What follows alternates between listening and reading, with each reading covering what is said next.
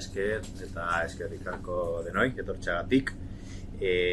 Bueno, gaur vamos a hablar de Palestina, pero también lo vamos a contextualizar con todas lo que está ocurriendo en el mundo. Porque bueno, cuando decimos que Gaza de alguna forma pues era la punta de lanza del imperialismo, del antiimperialismo, o se decía desde un punto de vista más humanista que en Gaza se estaba decidiendo la humanidad, es una verdad enorme, pero que hay que saber desarrollarla, ¿no? Para que no se quede pues en una poesía estéril. Están pasando muchas cosas en el mundo, están pasando de una forma muy rápida y en función de hacia dónde vayan las cosas, pues podemos hablar incluso de un holocausto de la humanidad o de pues un futuro prometedor y de emancipación para los pueblos. Y bueno, desde nuestro sitio pues tenemos la responsabilidad de mover las cosas hacia, en la medida de nuestras posibilidades, mover las cosas hacia, evidentemente, pues el camino de emancipación. Empezando por analizar Gaza y qué es lo que ha ocurrido hasta ahora. Sabemos que ha habido pues un holocausto tremendo, ¿no? Proporcionalmente incomparable. O sea, por ejemplo, a lo de la Segunda Guerra Mundial. En ningún episodio de la Segunda Guerra Mundial hubo una mortalidad que proporcionalmente se pueda comparar a lo que ha ocurrido en Gaza. No es por eso descabellado decir que el régimen de Tel Aviv ha sido mucho peor que el régimen alemán en todos los sentidos. Estamos hablando que, según estudios de universidades occidentales, que por el hecho de ser occidentales pues ya se les da una credibilidad que no tenemos los palestinos, que casi no somos humanos, están hablando de que podemos estar cerca de los 800.000 muertos, ya en directas o indirectas. Las autoridades gazatíes son muy prudentes a la hora de decir cuántos muertos ha habido y básicamente pues se cuentan solo los que han sido directamente asesinados y se ha recuperado su cuerpo y se puede determinar esa relación, ¿no? Como, pues eso que nos ponemos los palestinos, esa responsabilidad de ser víctimas perfectas todo el rato, pues nos hace en algunos casos pues pasarnos, ¿no? en los escrúpulos y tener tanta prudencia de que solo se habla pues de 70.000 muertos o algo así, cuando estamos hablando de que eso sería solo un 10% de los asesinatos perpetrados por Israel. Los asesinatos a misilazos, los asesinatos por quitar las posibilidades de alimentarse, de beber agua potable, estar expuesto a las inclemencias del tiempo, no tener hospitales, etcétera, etcétera, etcétera. Pero también Gaza ha sido un ejemplo de victoria y de resistencia. Netanyahu ha dicho que iba a conquistar Gaza, no sé si en 4 o 5 ocasiones durante este último capítulo. Y ninguna de esas veces lo ha conseguido. No ha sido por una cuestión de escrúpulos humanos, sino ha sido porque no ha podido. La resistencia palestina, con las armas, ha frenado siempre en un punto al ejército israelí. Ha hecho que las pérdidas del ejército israelí, aunque esto trasciende poco a los medios occidentales, sean tan grandes que no pudieran seguir avanzando. La resistencia palestina ha hecho que cuando se daba por pacificado un barrio, esto pacificado quiere decir nos hemos cargado todos los edificios y todas las infraestructuras, hemos conseguido expulsar a todo el mundo una limpieza étnica y al que no se ha ido pues nos lo hemos cargado, ¿vale? Después de pacificar esos barrios seguía saliendo la resistencia debajo de la tierra y pues les tendía una emboscada, les volaba un tanque o volaba un edificio ya medio en ruinas con soldados dentro. Al principio de esta etapa hemos visto que la resistencia salía con RPGs, con proyectiles antitanque que se disparan con un cilindro, con un bazooka, no entiendo mucho de armas, y al final hemos visto cómo cargan con un asa, con un explosivo de lo más rudimentario en apariencia y que lo tiran por el hueco de la tanqueta y del tanque y lo revientan, ¿no? Y de esta forma, a mano, destrozan pues uno de los tanques más caros y con fama de ser mejor protegidos y más avanzados tecnológicamente del mundo, ¿no? Eso de donde sobra el corazón nada puede embombar, ¿no? Decía una canción. Estos proyectiles, por cierto, esto es material explosivo, es material israelí reciclado, ¿vale? Se supone que el 10% de las bombas no estallan, porque se tiran siempre las de peor calidad para vaciar los arsenales, y esas bombas que no estallan son recogidas en la medida de sus posibilidades por la resistencia palestina y luego las usan para resistir, porque la resistencia tiene capacidad para desarrollar armas, pero no tiene para crear explosivos.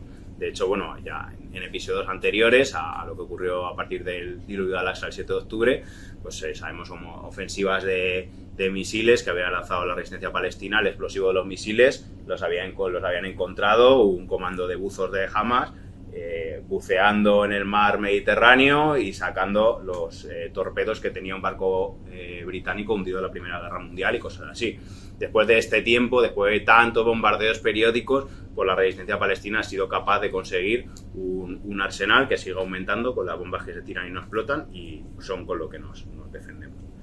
Y es importante señalar que el ejército supuestamente más potente de la zona, el ejército tecnológicamente supuestamente más desarrollado del mundo, no ha sido capaz de tomar Gaza, no ha sido capaz de tomar una playa y un territorio adyacente donde no hay nada para esconderse, excepto, eso sí, los túneles que la resistencia palestina ha sido capaz de crear. Mientras hablamos, que se sepa, hay al menos 200 partisanos palestinos que están en un túnel atrincherados en el subsuelo de Rafah. Los israelíes saben que están, pero no les pueden sacar de ahí, y se ha intentado negociar un poco para que salgan, porque se han quedado fuera de lo que sería la línea amarilla.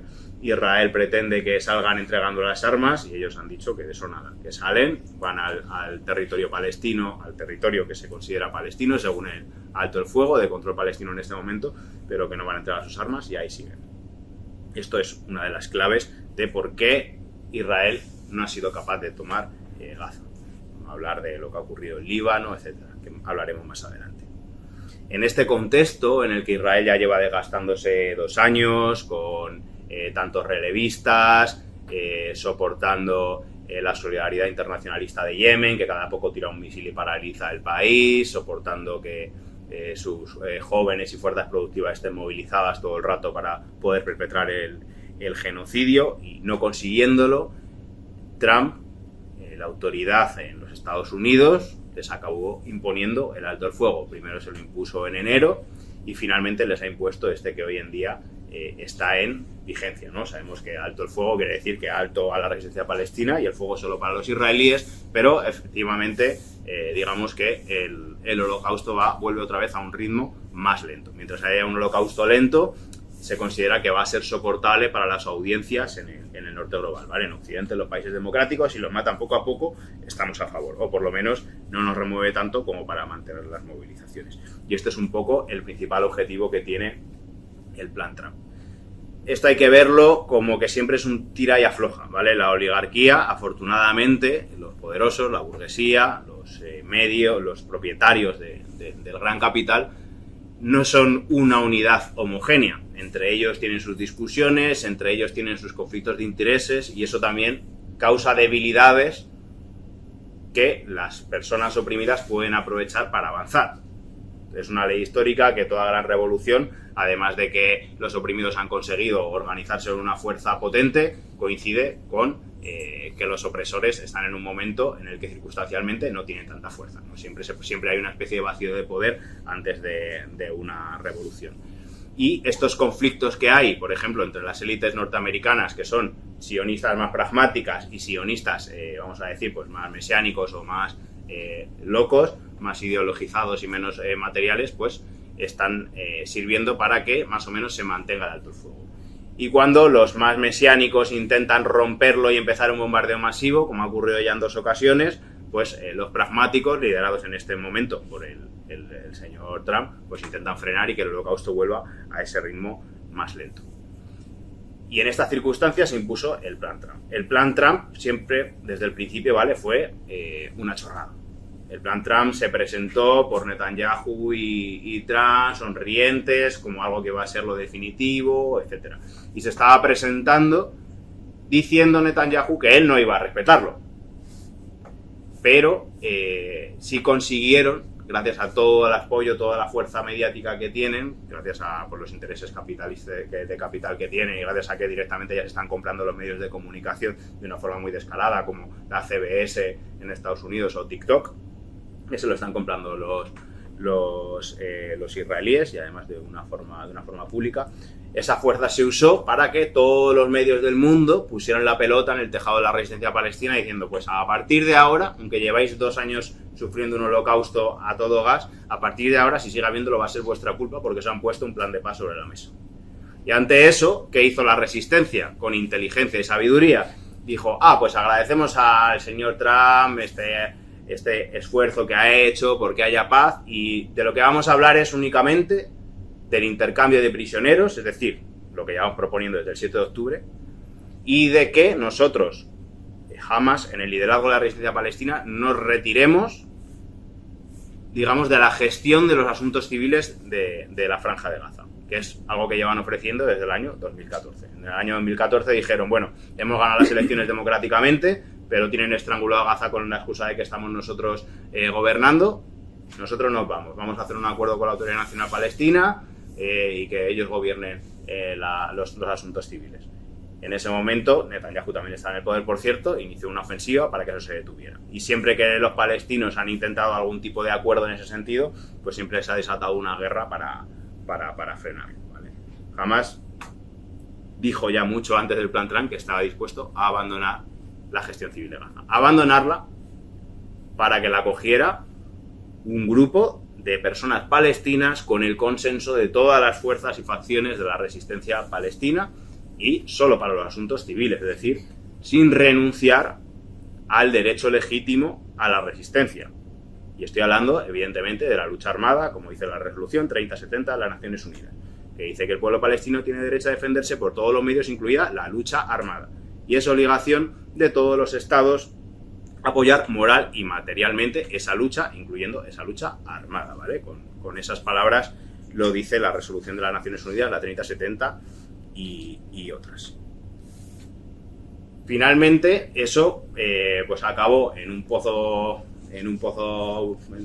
muerto, ¿vale? En un punto ciego, porque pues no se podía implementar.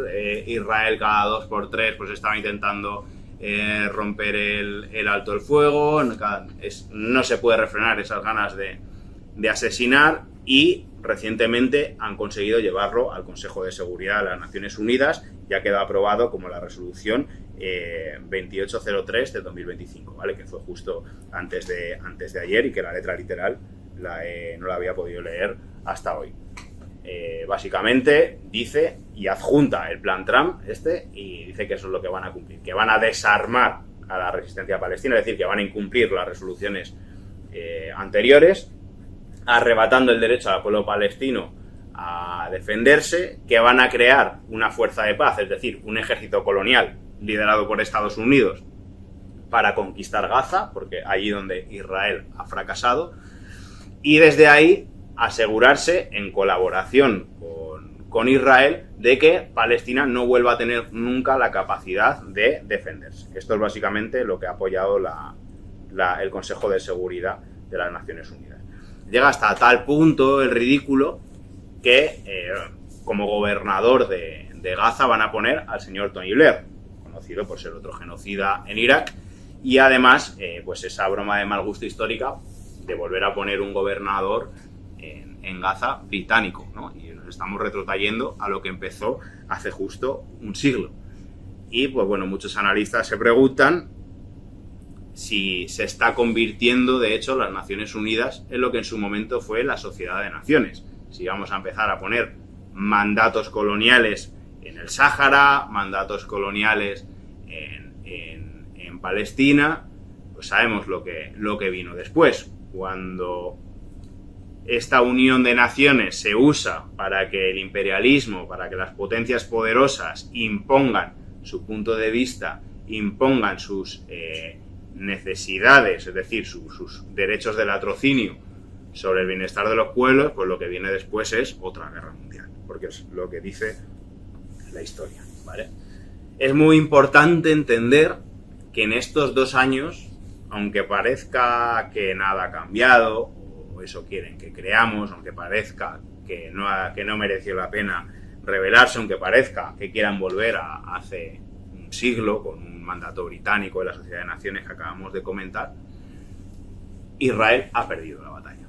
Israel ha perdido la batalla militar, luego hablaremos más de eso, pero también ha perdido sobre todo la batalla de la legitimidad. Hoy en día a casi nadie le cae bien Israel, y al que le cae bien Israel en general se lo calla o tiene que matizar, y esa es la gran derrota, ¿vale? Porque Israel ha contado con la ventaja de ser un cacho de Europa, ha contado con la ventaja de, aunque pareciera un abusón, como al fin y al cabo era un país europeo con los valores occidentales, y aunque a los que mataba pues eran generalmente pues, gente de color, mientras no se pasaba de la raya, mientras tuviera una apariencia democrática, asimilable a los regímenes europeos, pues podía pasar. Pero esto ya se ha caído. La venda se ha caído y todo el mundo ya sabe qué es lo que ocurre aquí, ¿vale? Esto no se ha traducido en principio, desgraciadamente, en un gran cambio que se vea en cuanto a efectos políticos. Se ha habido cosas que parecían increíbles hace 2 años, como que ya no el Reino de España o Irlanda, sino que Reino Unido reconozca el Estado palestino. Ya ves tú qué es lo que reconoce, pero bueno, es un gesto que era poco creíble hace 2 años que el Reino Unido fuera a reconocer el Estado palestino. Pero más allá de estas medidas, que en principio son más que nada cosméticas, no parece que se haya removido todo, ¿no? Incluso la Unión Europea se estaba pensando si pensarse hacer algún tipo de levísimas sanciones a Israel, y desde la implementación de este supuesto alto el fuego ya ha dicho, bueno, no, volvemos para atrás. Y Alemania también parecía que iba a hacer algún tipo de sanción basada sobre todo en dar un poquito de menos de herramientas para que el genocidio siguiera, y ya también lo echan para atrás y van a seguir ayudando al genocidio como siempre. Pero está habiendo sitios donde sí está habiendo una ruptura, y parece que esa ruptura va a ser en el corazón del imperio, ¿vale? Se está dando sobre todo en los Estados Unidos. Una ruptura muy grande que casualmente no ha venido por la izquierda, sino que se está dando en el marco de la extrema derecha en el poder. Está habiendo una fractura en el movimiento MAGA, en el movimiento Make America Great Again, que fue un poco lo que creó el señor Donald Trump y que se le ha ido de las manos. Estos ultraderechistas, racistas, que aplauden a las milicias fascistas que secuestran a trabajadores y trabajadoras por la calle por el hecho de ser migrantes, los de la ICE y todo esto, se están atreviendo a hablar de genocidio en Gaza. Se están atreviendo a decir que está habiendo una limpieza étnica. ¿Y lo están diciendo por humanismo? Pues hombre, ya queda claro que no. Pero, aunque solo sea por el nacionalismo opresor y chauvinismo más abyecto, sí que se están dando cuenta de que hacer América grande de nuevo no casa con vamos a entregar todos los recursos de América a otro país llamado Israel. Ya de repente esa película no se la están creyendo.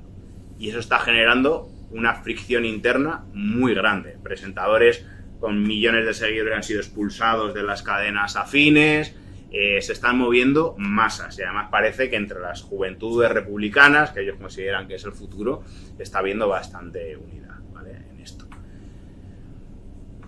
Ya nos metemos en los terrenos de la conspiración, no quiero ahondar mucho sobre quién mató a este famoso Charlie Kirk, famoso que nos enteramos la mayoría que existía cuando se lo cargaron, pero al señor Santiago Abascal pues le caían las lágrimas y todo. Parece que se lo cargaron cuando empezó a ser crítico con Israel. Yo no me voy a meter con quién lo mató, pero eso es un hecho. Y eso sí que está haciendo, echando leña al fuego para que este sector republicano díscolo se esté enfrentando más a Israel. Y esto está causando una gran fricción que veremos por dónde sale.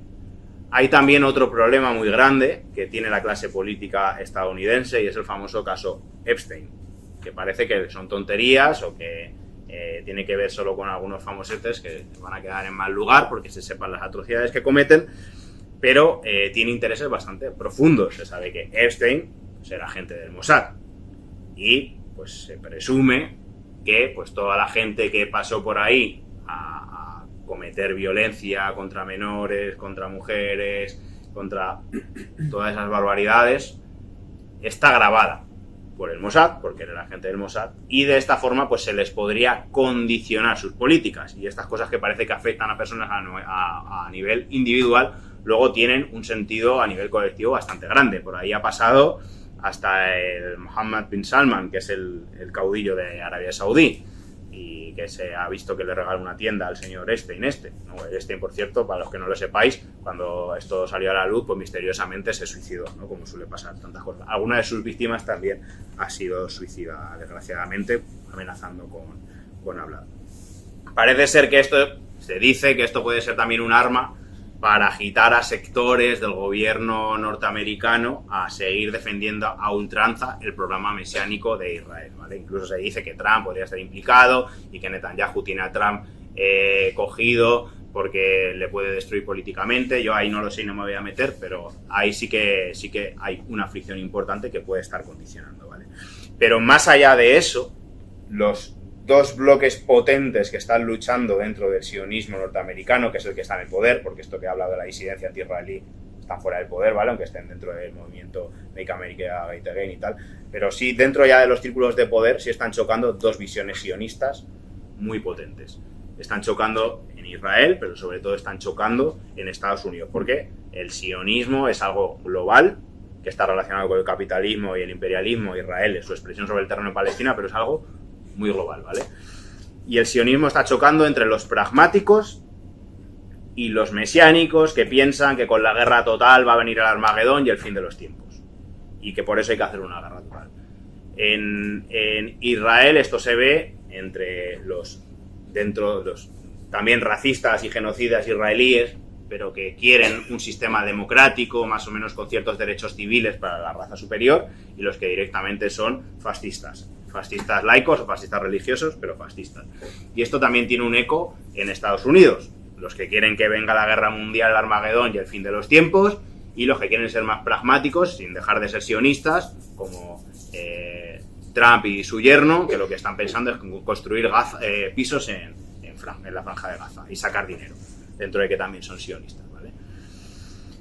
En este caso, es relevante decir que este sionismo mesiánico, de gente más loca, por caricaturizarlo, en Estados Unidos no está mayoritariamente dirigido ni compuesto por personas judías, ¿vale? Muy mayoritariamente son cristianos evangelistas. Ya hablamos de millones, posiblemente decenas de millones y muchos, miles de ellos por lo menos, millonarios. Y están representados en Ted Cruz, que tiene un montón de poder dentro de la administración Trump, es secretario de Estado, que es como ministro de Asuntos Exteriores, pero con más poderes, no sé si es secretario de Seguridad Nacional, tiene un montón de poder dentro de la administración.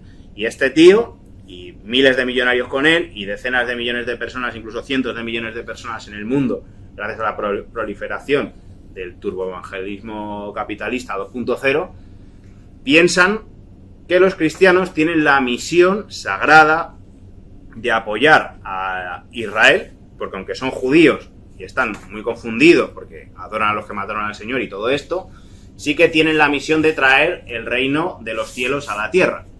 Y que si les apoyamos en su exterminio de palestinos y en su guerra mundial, va a bajar Jesucristo y va a ser el fin de los tiempos. Esto mueve la política norteamericana y es algo que afecta a nuestras vidas, ¿vale? Y esto mueve a cientos de millones de personas en el mundo, millones en Estados Unidos, miles de millonarios y algunas de las cabezas más importantes del gobierno Trump. Igual que, por supuesto, pues a prácticamente todas las cabezas del gobierno de Israel. Pero es importante ver esto porque vamos a ver muchas luchas intestinas. Y va a ser dentro del sionismo, pero es así. Alto el fuego sí, alto el fuego no, llegamos hasta aquí no.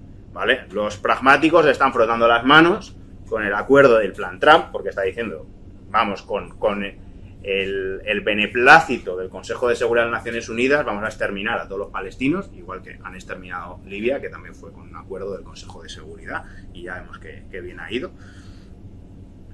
Pero luego están los mesiánicos que dicen, vamos a permitir que otra vez vengan los británicos a quitarnos este territorio que nosotros nos estamos manchando las manos de sangre a hacer un genocidio, no para que vengan ahora estos a construir pisos, los construiremos nosotros y los millones para nosotros y somos nosotros los que disfrutamos esto, ¿vale? Entonces, ojo que leyendo prensa sionista también hay gente como muy crítica con este plan, pero por el otro lado, porque se sienten amenazados de que venga una fuerza internacional que en algún momento les pueda poner coto, porque esto era hacer lo que queráis. En el momento de que nos ponen coto, pues ya empiezan los problemas, porque si yo de verdad creo que soy la raza superior y porque me lo ha dicho Dios o porque me lo ha dicho quien sea, que muchos son más, Netanyahu seguramente sea ateo, ¿vale? Aunque se crea la raza superior, pues no va a venir un británico tampoco a mí a decirme hasta qué punto puedo matar o dejar de matar o a qué palestinos tengo que salvar si es que tengo que matar de salvar a alguno, ¿vale?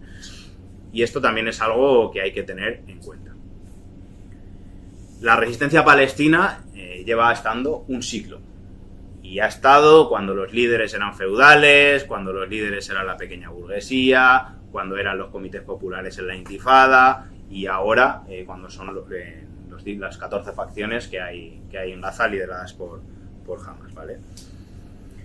Pero esta fuerza que tiene ahora se debe al eje de la resistencia, ¿vale? Se debe a que hay movimientos anticoloniales muy aliados, también amenazados por Israel y amenazados y enfrentados al imperialismo norteamericano, que quieren, cada uno a su manera, tener la posibilidad de vivir de acuerdo a sus costumbres, de acuerdo a sus tradiciones, sin tener que dejarse imponer una administración norteamericana. Que quieren, cada uno con sus proyectos políticos, poder desarrollar un país de la manera en que esos pueblos nativos quieran, y no que se lo impongan. Que si se quieren desarrollar industrialmente, tengan la capacidad y no tengan que ser un país simplemente que exporte petróleo o que esté destruido siempre para que le puedan robar el petróleo. Entonces la resistencia palestina está muy conectada hoy en día a la resistencia libanesa, que está liderada por Hezbollah. Está muy vinculada a la resistencia en el Yemen, en el Yemen libre, liderada por Ansarullah, que bueno, se llaman los rebeldes hutíes, a pesar de que son el 80% de la población de lo que una vez fue Yemen. Está muy vinculada a la resistencia en Irak, que se llama sobre todo las fuerzas de Hezbollah de Irak, y está muy vinculada también a la República Islámica de Irán, que ha sido el Estado que ha permitido que se desarrollen las capacidades de todos estos movimientos de resistencia, que constitucionalmente tiene el apoyar a todos los pueblos que luchan por la liberación y que en su presupuesto anual, todos los años, desde que consiguió que terminara la guerra contra Irak, impuesta por Estados Unidos, ha dado una parte de su presupuesto a la Revolución Palestina, a los islámicos y a los comunistas, ¿vale? A esto hay que darle una vuelta para entender la profundidad de lo que está ocurriendo en estos países, para entender la profundidad de que Egipto haya ido a negociar por la parte de la resistencia palestina, Hamas, el movimiento de la Yihad Islámica y el Frente Popular para la Liberación de Palestina. Es decir, han ido 3 representantes de la resistencia palestina, 2 eran de fuerzas islámicas y otro era marxista-leninista. En Hezbollah, aparte de que por supuesto hay unidades que son Hezbollah, sabéis que son musulmanes chiíes, pero hay musulmanes suníes, hay cristianos, en el Líbano sobre todo son cristianos católicos de la rama maronita, pero que son católicos de los de Roma, y también hay ateos, ¿vale?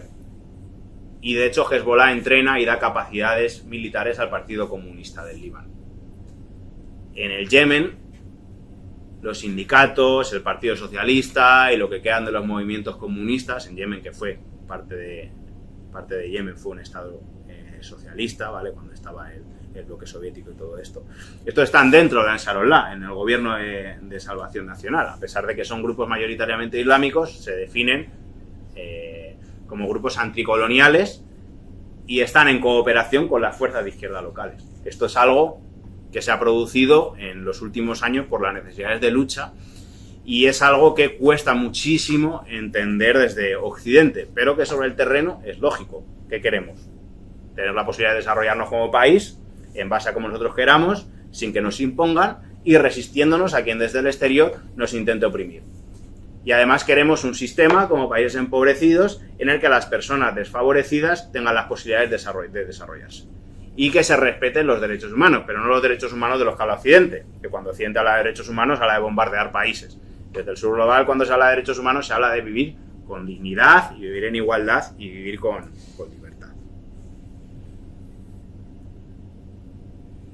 Hay que analizar también cuál es la posición de la Autoridad Nacional Palestina.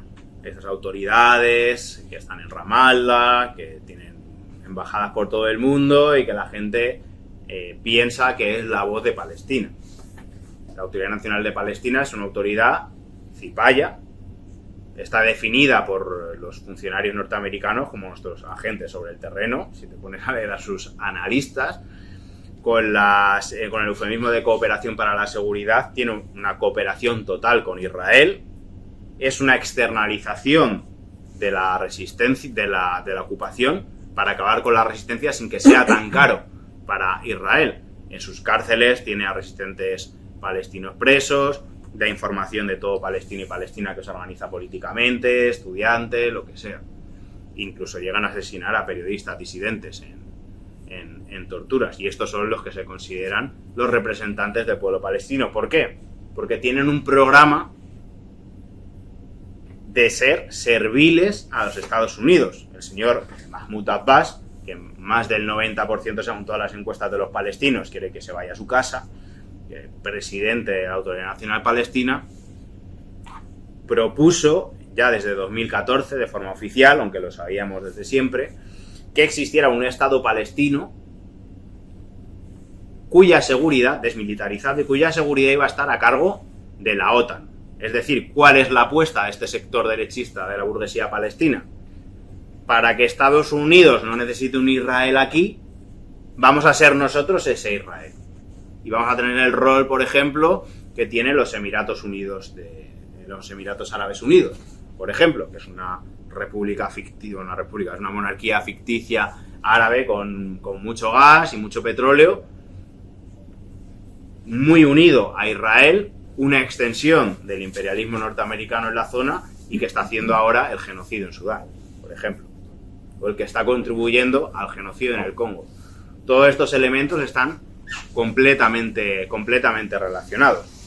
El mayor mercado de diamantes del mundo está en Tel Aviv.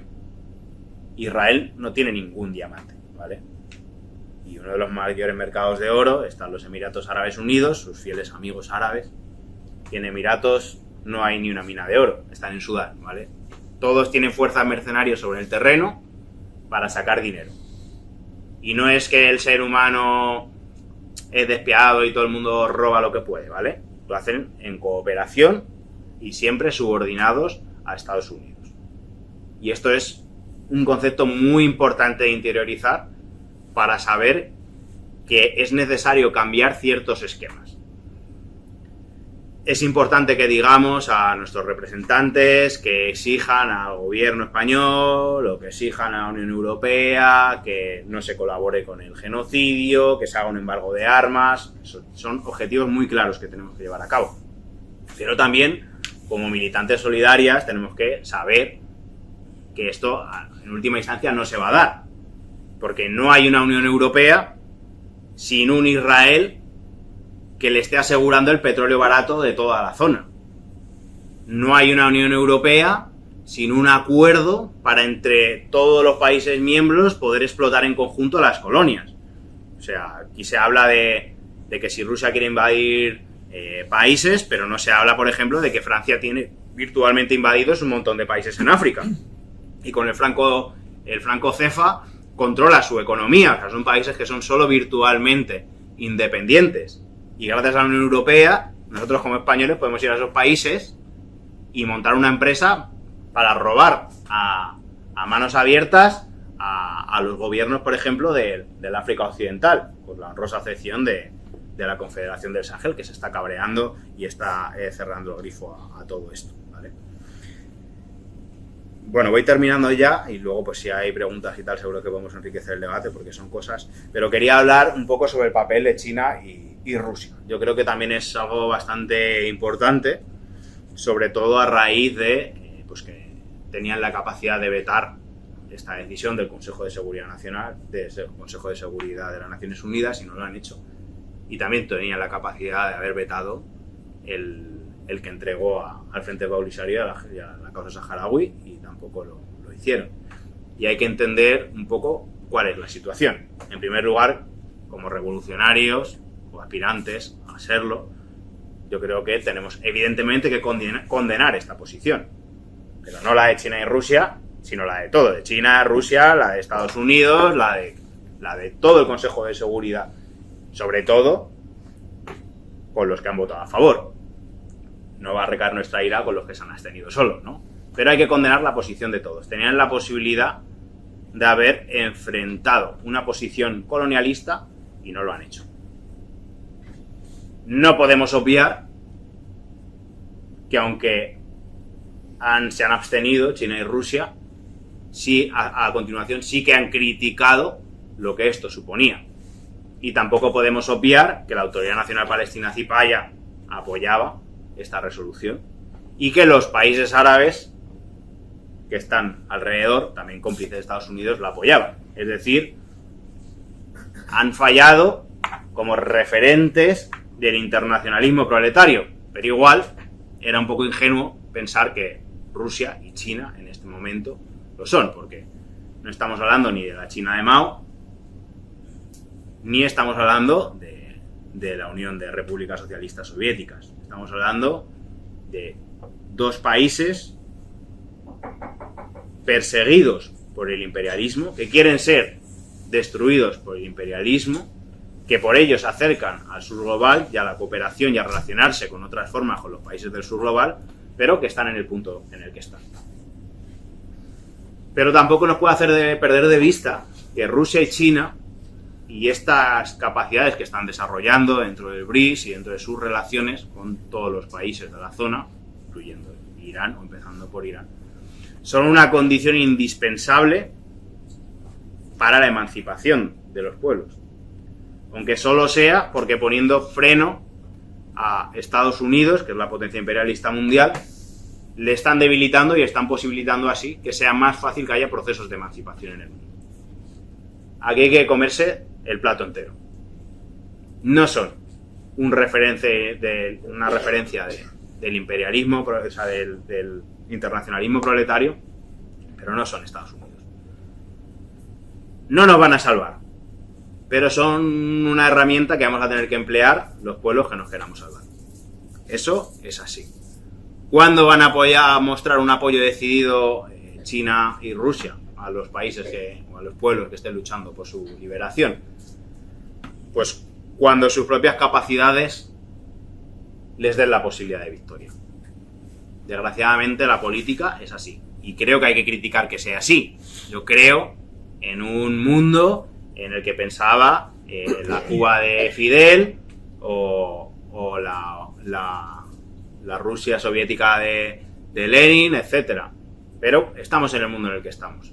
Y también haríamos bien en fijarnos en gente que piensa de otra forma y que sí que muestra ese internacionalismo, por ejemplo.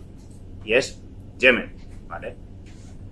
Yemen, que en la década pasada sufrió un genocidio atroz, administrado por Emiratos Árabes Unidos y por Arabia Saudí, pero con Estados Unidos. No recuerdo ahora las cifras, si eran 100.000 o 200.000 las personas que murieron en la hambruna en Yemen. Finalmente, por cierto, frenaron eso porque tuvieron la capacidad, gracias a Irán, de desarrollar drones, empezaron a explotar cosas en Emiratos y en Arabia Saudí y dijeron, venga, vale, vamos a firmar la paz.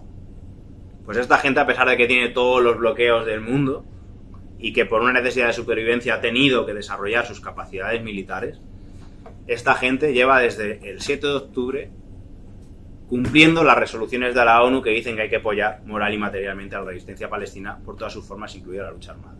Han bloqueado el Mar Rojo diciendo que lo iban a desbloquear cuando entrara ayuda humanitaria a Gaza. No estamos hablando de cuando liberaran Palestina. Cuando permitieran entrar ayuda humanitaria en Gaza, desbloquearían el Mar Rojo. Como lo han hecho, han acabado en una guerra naval con los Estados Unidos. Y además han vencido. Estados Unidos, ya por el chulo de Trump, les dijo, venga, vale, no nos atacáis más, que no nos vamos a bombardear más, paces. Vencieron a Estados Unidos en una batalla naval, eso no sé históricamente la última vez que ocurrió, pues igual en la Segunda Guerra Mundial, no sé si perdieron alguna, me imagino que sí, pero desde entonces no habían vuelto a perder los Estados Unidos una batalla naval. A los yemeníes les han bombardeado sin parar, les ha bombardeado Israel, les ha bombardeado Estados Unidos, les ha bombardeado el Reino Unido. Les han masacrado las izquierdas y las derechas, porque dentro del imperialismo, todos, igual que en Israel, las izquierdas y las derechas se ponen de acuerdo en que no pasa nada porque se asesinen unas cuantas personas de color. Hay que ver las formas y los porcentajes. Y esta gente todos los viernes, a pesar de todo, ha salido a manifestarse por Palestina. Estamos hablando de que 2 millones de manifestantes han salido un montón de semanas a manifestarse por Palestina en Yemen, que es, no sé ahora la población que tiene Yemen, pero un porcentaje muy amplio de su población total, ¿vale? Hemos visto vídeos de cómo les tiraban bombas en la manifestación y ellos seguían cantando que venga el fin del mundo, que seguimos apoyando a Palestina. Y yo creo que eso es un ejemplo de internacionalismo que hay que ver y que hay que hacer valer. Ya no solo por darnos una esperanza, sino por ser un ejemplo. Que igual que tenemos la rabia de criticar lo que se hace mal, igual deberíamos dar su lugar a lo que se hace bien. Que no nos hemos movilizado todavía por Yemen, por su revolución campesina, no nos movilizamos por su genocidio, no nos hemos movilizado por los ataques que ha recibido, y ahí están diciendo que están dispuestos a volver a la batalla por Palestina en cuanto a la resistencia lo diga. Y eso es Yemen. O por qué no hablar de Hezbollah, que también es un tabú hablar de Hezbollah, y es un pueblo con una gran representación en el Líbano, que lo arriesgó todo por Palestina, que perdió a todos sus líderes asesinados, que perdió a miles de habitantes también, sin que a la gente le preocupara demasiado los libaneses que estaban matando, por defender Palestina. Y cómo llevan en una estrategia de paciencia revolucionaria desde que se puso otro alto el fuego del señor Trump hace un año. Bueno, todavía creo que no estaba Trump, que fue al final de Biden. Un año llevan de alto el fuego en el que alto la resistencia y fuego Israel. Cada 2 por 3 están masacrando. Ayer asesinaron a creo que 17 palestinos en el Líbano en el campo en el Helweh. ¿Y qué pasa? A nadie le importa que Israel mate si más o menos mata a pocos. Y si mata demasiado, tampoco es noticia. Pero si Hezbollah responde, entonces sí que va a ser noticia, sí que se va a hablar de escalada, sí que se va a condenar a la resistencia libanesa y llamar a la moderación a las partes y a plan de paz, etcétera. Pues lo que ha conseguido en este año Hezbollah ha sido que se hagan elecciones municipales en el Líbano y arrasar. Porque está dejando en evidencia que el Estado libanés es un Estado títere de los Estados Unidos y que solo sirve para los intereses de Israel. Tenía como proyecto el embajador estadounidense en la zona, pues gobernador, habría que decir, el gobernador colonial en la zona, tenía como proyecto forzar al Estado libanés a desarmar a la resistencia libanesa, a desarmar a Hezbollah, que son los únicos que tienen capacidad de enfrentar a Israel, porque el ejército libanés no lo tiene, y no lo tiene porque está puesto ahí por Estados Unidos y nunca le va a dar capacidades militares para poder defenderse de Israel. No digo para ser una amenaza a Israel, digo para defenderse. El ejército libanés no tiene ninguna capacidad antiaérea, por ejemplo, porque está diseñado para que Israel pueda bombardear el Líbano y cargárselo siempre que necesite, meter en vereda a la población nativa, ¿vale? Y la única fuerza que hay para que resista el Líbano, una fuerza muy inferior a las capacidades de Israel, es Hezbollah. Y tenían como orden desarmarlo por la fuerza. Nadie se ha atrevido. Primero, por el gran apoyo que tiene en amplísimas capas de la población, que parece que no hace más ni que aumentar. También porque aunque no te guste Hezbollah, sabes que si te invade Israel, son los únicos que se van a enfrentar. Porque la gente del gobierno son libaneses de pasaporte, pero viven en Francia, viven en Estados Unidos, tienen sus intereses económicos y son los 4 de siempre. El abuelo del actual presidente, del principal mandatario libanés hoy en día, fue uno de los que se declaró dueño de parte de tierras de Palestina y se las vendió a los sionistas, ¿no? Un poco para que nos hagamos una idea. También tenemos que tener en cuenta lo que está ocurriendo en Venezuela. La amenaza que están vertiendo sobre Venezuela. Si entramos en follones con Irán cierra el estrecho de Hormuz y nos quedamos con petróleo, necesitamos que entre aquí el petróleo. Y como lo necesitamos rápido, vamos a usar todas nuestras capacidades para que el premio Nobel hagan el ridículo de darle el premio Nobel a una persona que llama a la paz, que ya no te digo ni que ni que sea de izquierda ni de derecha, ni que te gusten los derechos humanos o que no, pero bueno, si es el premio Nobel de la Paz, no se lo va a dar a una persona que está pidiendo guerra, literalmente.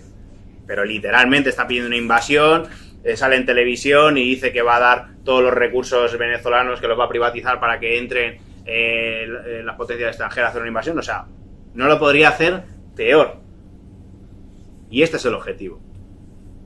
¿Y cuál es el objetivo de pacificar Palestina con este plan de paz? Pues poder atacar a Irán. Y está todo relacionado. Y está todo ya en un punto en el que no se está disimulando. De que, vamos, es que si das el premio Nobel de la Paz a una persona que pide la guerra, o sea, es algo muy absurdo.